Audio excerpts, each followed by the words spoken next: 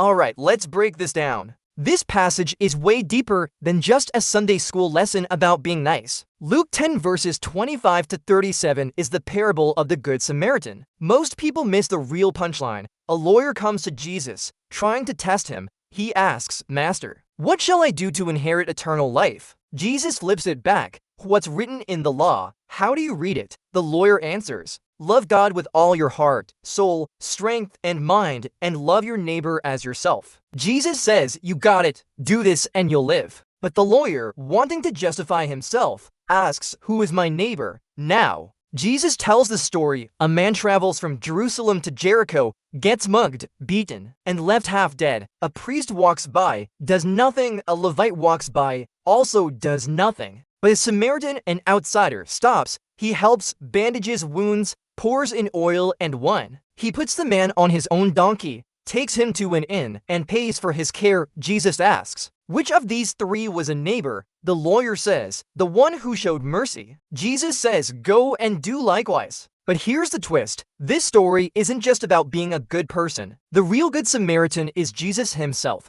We're the ones beaten up by life, left for dead by sin. The law, the priest, and Levite can't save us. Only Jesus, the outsider, comes to rescue us. He heals us, pays our debt, and brings us to safety, the inn, which is like the church. The oil is the Holy Spirit, the wine is his blood, the innkeeper is like the pastor, taking care of us until Jesus returns. This isn't just a call to be nice, it's a revelation of grace. You can't save yourself, only Jesus can. Ngunit isang Samaritano, habang siya'y naglalakbay, ay naparoon sa kinaroroonan niya, at nang makita siya, siya'y nahabag at nilapitan siya, at ginamot ang kanyang mga sugat, pinahira ng langis at alak, at isinakay siya sa kanyang sariling hayop at dinala siya sa isang bahay pahingahan at inalagaan siya.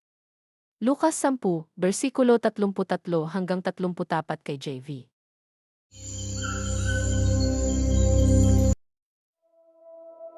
Ang talinghagang ito ay mas malalim pa kaysa sa isang aral sa Sunday school.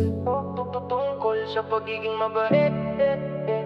Lucas 10, versikulo 25 hanggang 37 ay ang talinghaga ng mabuting Samaritano. Ngunit karamihan sa mga tao ay hindi nakakaalam ng tunay na punchline.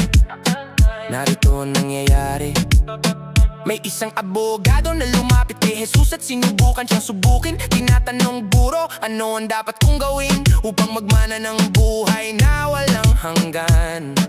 Binalik ni Jesus ang tanong, ano ang nakasulat sa batas? Paano mo ito binabasa?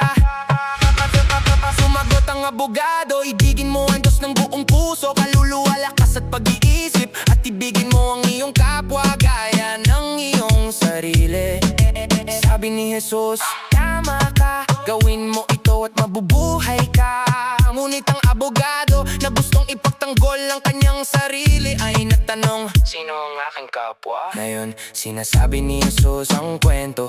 Isang lalaki ang naglalakbay mula Jerusalem patungong Jericho. Tinangay, binubog at iniwang halos patay. Isang pari ang dumaan, wala ring ginawa. Isang labita ang dumaan, pero wala ring ginawa.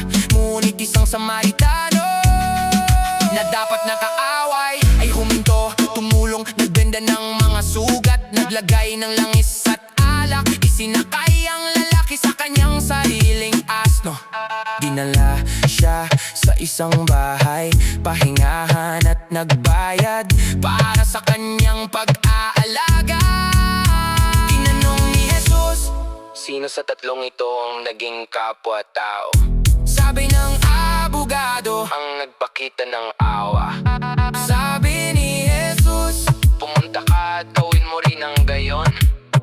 Pero narito ang twist, ang kwentong ito ay hindi lang tungkol sa pagiging mabuting tao.